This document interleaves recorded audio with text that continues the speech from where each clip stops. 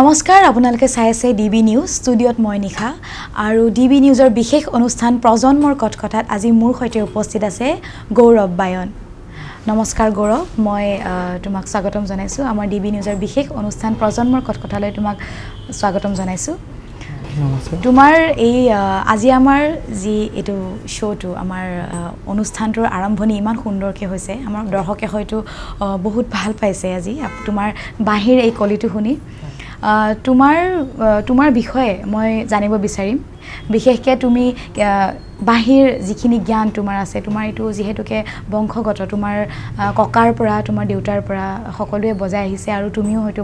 এতিয়া তুমি সেই প্ৰথাটো তুমি চলাই আনিছা সেই বিষয়ে আমাক অলপ জনাবা আমাৰ দৰ্শকক অলপমান জনাবা হয় নমস্কাৰ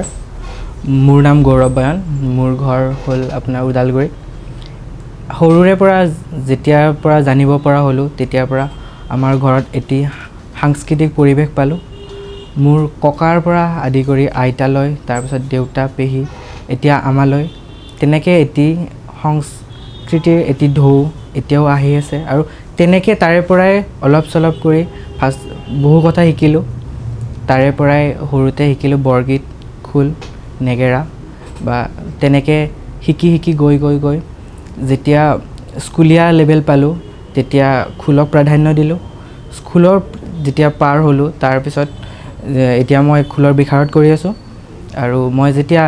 হাই ছেকেণ্ডেৰী লেভেল পালোঁ তেতিয়া মোৰ বাঁহী শিকা এটা ৰাপ আহিছিলে কেতিয়া আহিছিলে যেতিয়া নেকি আমাৰ যিহেতু আমাৰ পেহীহঁত দেউতাহঁত সকলোৱে সাংস্কৃতিকভাৱে জড়িত তাত যিবোৰ প্ৰগ্ৰাম হয় তাতে যেতিয়া বজাবলৈ আপোনাৰ এজন বাঁহী বাদক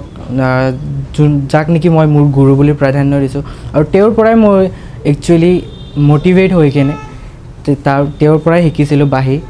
আৰু তেওঁ মোক শিকাইছিলে প্ৰথম হিৰো বাঁহী টিউনটো আপোনালোকে জানে হয়তো এই পুৰণা যোনখন ফিল্ম আছিলে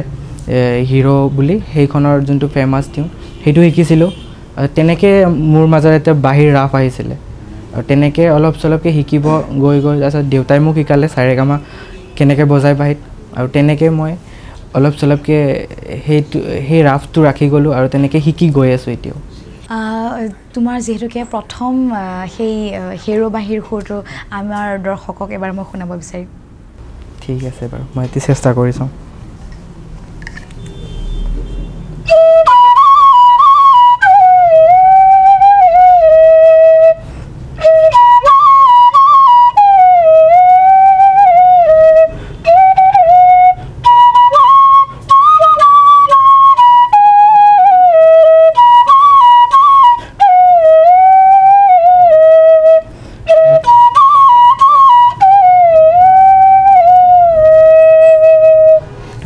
খুব সুন্দৰ সঁচাকৈ বৰ ধুনীয়া এই কলিটো সকলোকে মনমোহে এই শব্দটোৱে বহু পুৰণি যদিও এতিয়াও সেই চিৰসেউজীয়া হৈ আছে আচলতে মই জানিব পৰা মতে তুমি হয়তো অকল বাঁহীয়ে নবজোৱা বা বাদ্যযন্ত্ৰই নবজোৱা তুমি বহুত ধুনীয়া গানো গোৱা মই শুনিব পাইছোঁ গতিকে মই সেই সৌভাগ্যটো মানে মই আচলতে মই সেই চান্সটো মই হেৰাব নিবিচাৰোঁ মই মোৰ দৰ্শকক তোমাৰ সেই সুমধুৰ কণ্ঠৰ সেই গান মই এটা গীত শুনাব বিচাৰিছোঁ মোৰ দৰ্শকক ঠিক আছে এনেই একচুৱেলি মই আজি বহু কেইবছৰ হ'ল গান নোগোৱা বাঁহীত যেতিয়াৰ পৰা ৰাপ আহিলে মই বাঁহীটোতে লাগি থাকিলোঁ ঠিক আছে আপুনি কৈছে যেতিয়া আমি আৰু শুনিম বাঁহী আমাৰ দৰ্শককতো আৰু শুনাব আছে বহুতো আমি আৰু ধুনীয়া সুৰীয়া আমি বাঁহীৰ কলি শুনাম কিন্তু প্ৰথমতে যিহেতুকে মই জানিব পৰা মতে তুমি এটা খুব ভাল গান গোৱা খুব গীতিকাৰো হয় তুমি সেইটো কাৰণে মই আমাৰ দৰ্শকক মই সেই সুযোগটো মই হেৰুৱাব দিব নিবিচাৰোঁ তোমাৰ কণ্ঠৰে এটা গান মই শুনাব বিচাৰিম মোৰ দৰ্শকক মই শংকুৰাজ কোঁৱৰ দাৰ যোনটো অলকানন্দা বুলি গানটো সেইটো গাব চেষ্টা কৰি আছোঁ আগলি বতাহে হৰালে চুপুহি কাজলি জপা দুচকুৰ পতা ধেমালি চলেৰে কৰেনো টিপচি নিচুকনি জুৰি যায় হয়নত দুটি নয়ন মধুৰ দুগালতে আউজিলে হিৰো ভাঙেনে চিকুনে সোণটো পনি তোমাৰ মায়াময় উশাহৰ মায়ানে যাযাবৰী মোৰানো হেঁপাহৰ বুটলি সামৰি তোমাৰেনো কাষৰলে উভতাই আনিলা জীয়াই তুলিলা মোক জীয়াই তুলিলা মোক জীয়াই তুলিলা এই ৰিক্ত বুকুতে বাসনা ঢালিলা মোৰ তেজে তেজে হিৰে হিৰে বোৱালা প্ৰেমৰ অলকানন্দ ধন্যবাদ সুন্দৰ আচলতে যেন শংকুৰাজ দাৰে গান শুনি আছোঁ সেনেকুৱা যেন লাগিছে অলপ সময়ৰ কাৰণে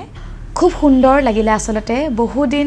এনেকৈ মানে আমি শুনিহে থাকোঁ বাঁহী কিন্তু লাইভ মই হয়তো শুনা নাছিলোঁ বহুত দিন হৈ গ'ল আৰু যিহেতুকে বিহু এইবাৰ মানে পাতো নাপাতোকৈ সকলোৱে বিহু পাতিছে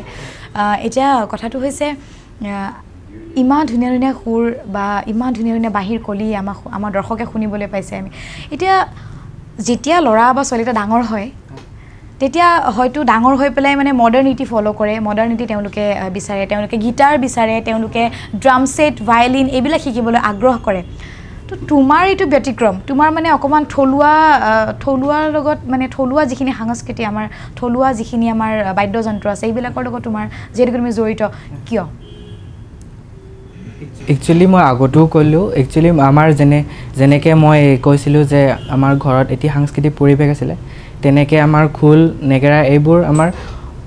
ক'ব গ'লে সদায় চলে আমাৰ ঘৰত এনেকুৱা এটা দিন নাই যেতিয়া নেকি মিউজিক বস্তুটো আমাৰ ঘৰত নচলে ত' তেনেকৈ সকলো চলিছিল কিন্তু তাৰ মাজত যেতিয়া সৰুৰাম দাস মোৰ যাক মই গুৰু মানিছোঁ তেওঁ মানে এনেকৈ বাঁহী বজাইছিল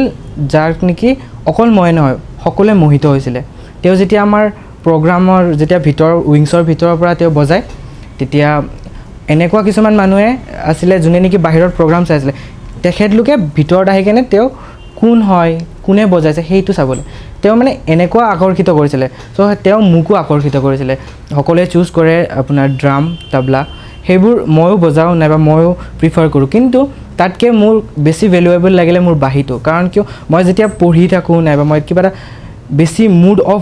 টাইপ হয় মোৰ তেতিয়া মই এই বাঁহীটো যেতিয়া বজাওঁ তেতিয়া এটা ৰিলেক্সেশ্যন পাওঁ মনৰ পৰা এটা ৰিলেক্সেশ্যন টাইপ কৰোঁ আৰু তেতিয়াই একচুৱেলি মই তেনেকৈ বাঁহী কাৰো তাতে শিকা নাই তেওঁৰ পিছত আকৌ মই কাৰো তাত শিকা নাই কিন্তু মই তেনেকৈ যেতিয়া অফ মুড থাকে নাইবাকে মই সেই বস্তুটো মোৰ বাঁহীত মই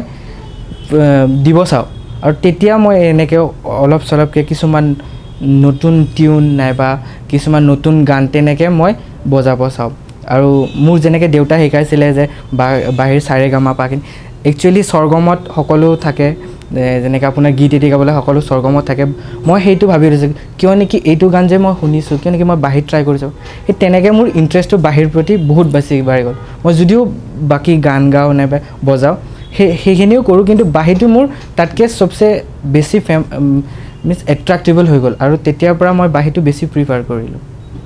আচলতে অশান্ত মনকো শান্ত কৰে বাঁহীৰ সুৰে এতিয়া যিহেতুকে তুমি আমাৰ আগত আমাৰ দৰ্শকে গম পালে যে বাঁহীটো তুমি নিজেই চুজ কৰিছা বা নিজেই বাছি লৈছা যে মই থলুৱা বাদ্যযন্ত্ৰৰ লগত জড়িত থাকিম তথাপিও বাঁহীটো বেছি প্ৰিফাৰ কৰিম এতিয়া যিকোনো এটা আমাৰ ৰাইজৰ জনপ্ৰিয় এটা গান সেই তাৰে সুৰ মই বাঁহীত শুনিব বিচাৰিম বা আমাৰ দৰ্শকক মই শুনাব বিচাৰিম মই এটি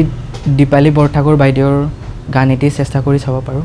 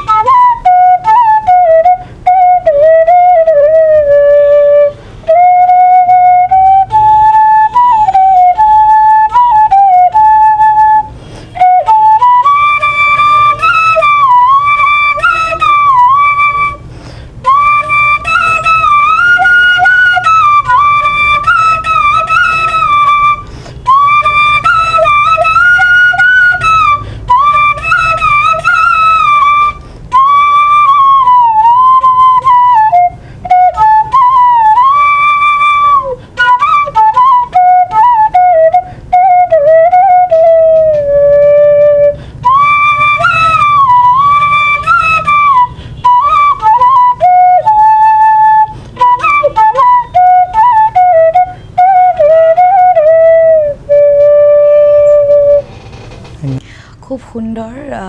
আচলতে ইমান ধুনীয়া ধুনীয়া কলি বাঁহীৰ কলি শুনি খুবেই ভাল লাগিছে তাৰ কাৰণে মই ধন্যবাদ জনাইছোঁ তোমাক আচলতে ইমান সুৰীয়া তুমি কলি শুনাইছা এতিয়া মই আৰু এটা কথা জানিব বিচাৰিম যেহেতুকে অসমীয়াটো বহুতকেইটা গান শুনিলোঁ আমি আৰু হিৰৰো গানটো শুনিলোঁ আমি বাঁহীৰ সুৰত এতিয়া আমাৰ যেহেতুকে উত্তৰ পূৰ্বাঞ্চলৰ বহুতো এনেকুৱা জনগোষ্ঠীয়া বা বহুতো এনেকুৱা থলুৱা বাঁহীৰ সুৰ আছে কেতিয়াবা সেইবিলাক তুমি ট্ৰাই কৰিছা নেকি কেতিয়াবা চেষ্টা কৰিছিলা নেকি বজাবলৈ একচুৱেলি ক'বলৈ গ'লে মোৰ বাঁহীৰ টাৰ্ণিং পইণ্টটো মোৰ তেতিয়া আহিছিলে যেতিয়া মই আৰ্য বিদ্যাপীঠ মহাবিদ্যালয়ত মই যোগদান কৰিছিলোঁ তেতিয়া আমি তেতিয়া ফাৰ্ষ্ট ছেম নে ছেকেণ্ড ছেম আছিলোঁ তেতিয়া আমাৰ কলেজত ডায়মণ্ড জুবলি হৈছিলে আৰু সেই ডায়মণ্ড জুবলিত আমাৰ এটি গ্ৰুপ ফৰ্ম হৈছিলে ফ'ক ট্ৰনিকা বুলি সেই ফ'ক ট্ৰনিকাৰ পৰা মই বহু কথা শিকিছোঁ তাতে আমি তেনেকৈ ফ'ক পাৰ্ট যেনেকৈ বড়ো ৰাভা আমাৰ থলুৱা বিহুখিনি থাকে তাৰ লগত যিমান জনগোষ্ঠীৰ সেই থাকে আপোনাৰ মিউজিকখিনি থাকে সেইখিনি চেষ্টা কৰিছিলোঁ আমি গোটেইখিনি মিলি বজাব তেনেকৈ আমাৰ ঋষি বুলি মোৰ ফ্ৰেণ্ডজন সুস্মিতা বা তেখেতসকলৰ নাম নলৈ নহ'ব কাৰণ তেখেতসকলৰ পৰা মই মিউজিক আৰু ৰাজকিশোৰ দা মনদীপ দা সিহঁতৰ পৰা মিউজিক মই বহুত মানে ফিল কৰিবলৈ শিকিছোঁ তেওঁলোকৰ লগত আমি জেমিং কৰিছিলোঁ সদায় প্ৰেক্টিচ আমাৰ কম হৈছিলে কিন্তু জেমিং শিকিছোঁ আৰু সেই জেমিঙৰ পৰা আমি বহুত বস্তু মিক্স কৰিলোঁ ছাপ'জ মই হ'লেও আপোনাৰ BTRৰ পৰা যোৱা মানুহ তাতে আমি বড়োৰ টিউনটো এড কৰোঁ নাইবা আপোনাৰ ৰাভা টিউন এড কৰোঁ তেনেকৈ ঋষিও আপোনাৰ বেলেগ টিউনটো আনে তেনেকৈ যেতিয়া আমি গোটেইখিনি বস্তুখিনি মিক্স কৰিছিলোঁ তেতিয়া ময়ো পাৰ্চনেলি বহুত বস্তু শিকিছিলোঁ নাইবা আমি মানে তেনেকৈ জেমিং কৰি আমাৰ বহুত মানে যিখিনি পাৰোঁ তেনেকৈ মানে শিকিছিলোঁ এটা নতুন মিউজিকেল ফৰ্ম মানে বাহিৰ কৰিছিলোঁ আমি তেনেকৈ পাৰফৰ্মো কৰিছিলোঁ আপোনাৰ ডায়মণ্ড জুবলিত আৰু তেনেকৈ মোৰ বাহিৰ প্ৰতি মানে 100% এট্ৰেক্টিভটো আহি গ'ল হয় আৰু তেনেকৈ এতিয়াও তেনেকৈ চেষ্টা কৰি যাওঁ মই এতিয়াও মিউজিক শিকি আছোঁ মই নকওঁ যে মই গান শিকিছোঁ নাইবা বাহিৰ এইটো পাৰ্ট মই তেনেকৈ স্পেচিয়েলি শিকা নাই কিন্তু মই মিউজিকটো ফিল কৰিব চাওঁ সদায় আৰু তেনেকৈ এতিয়ালৈকে প্ৰচেষ্টা কৰি আছোঁ আগলৈও কৰি যাম এতিয়া আমাৰ দৰ্শকে হয়তো তোমাৰ এই হৃদয়স্পৰ্শী বাঁহীৰ সুৰ শুনি খুবেই ভাল পাইছে আৰু এটা আমাৰ অসমৰ থলুৱা জনগোষ্ঠীয়া এটা বাঁহীৰ সুৰ মই মোৰ দৰ্শকক শুনাব বিচাৰিম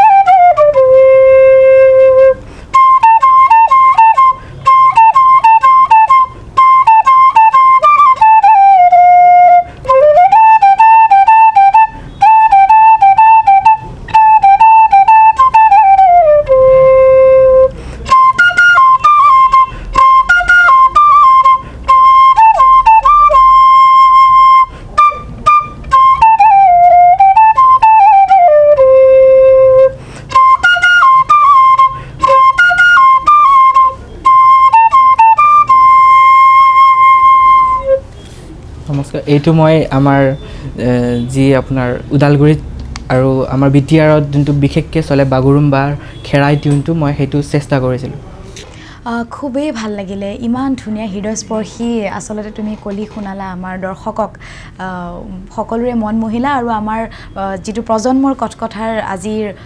যি অনুষ্ঠান সেয়াৰ তুমি শোভা বঢ়ালা খুবেই ভাল লাগিলে এতিয়া আচলতে গৌৰৱৰ কাৰণেই আজি গৌৰৱৰ দৰে যি যুৱ প্ৰজন্ম আছে নৱপ্ৰজন্ম আছে এওঁলোকৰ বাবেই আজি আমাৰ থলুৱা সংস্কৃতি আমাৰ জাতি মাটি ভেটি আজি জীয়াই আছে আৰু হয়তো সদায় এওঁলোকৰ দৰে ইমান ধুনীয়াকৈ সকলোবোৰ ধৰি ৰখা ল'ৰা আছে আমাৰ সমাজত আজিও আছে খুব ভাল লাগিলে গৌৰৱ আমাক সময় দিয়াৰ বাবে আৰু তোমাৰ এই বহুমূলীয়া সময় আমাৰ নৱপ্ৰজন্মৰ যি প্ৰজন্মৰ কটকথা DB নিউজৰ বিশেষ অনুষ্ঠান প্ৰজন্মৰ কটকথাত উপস্থিত থাকি আমাৰ অনুষ্ঠানৰ শোভা বঢ়োৱাৰ কাৰণে তোমাক ধন্যবাদ জনাইছোঁ আৰু বিভিন্ন বা বাতৰিৰ বাবে চাই থাকক DB নিউজ